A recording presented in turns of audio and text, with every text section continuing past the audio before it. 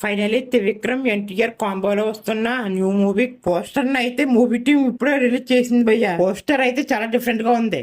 Poster లో అయితే త్రిశూలం ఉంది. ఇది చూసాక క్లారిటీగా అర్థమవుతుంది మూవీ మొత్తం గాడ్ చుట్టూ తిరిగే స్టోరీ అని. అయితే చాలా మంది కుమారస్వామి బయోపిక్ అంటున్నారు. ఈ పోస్టర్ చూసాక అది నిజమే అనిపిస్తుంది. పోస్టర్ ని సరిగ్గా గమనిస్తే పోస్టర్ మీద ఒక ఇంగ్లీష్ లో డైలాగ్ రాసింది. దానిని తెలుగులో ట్రాన్స్లేట్ చేసి చూస్తే ఒక ఈటే ఒక లక్ష్యం ఒక దైవిక లెక్కన ఉంది. ఇంకా దానిపైన హిందీలో ఒక శ్లోకం ఉంది.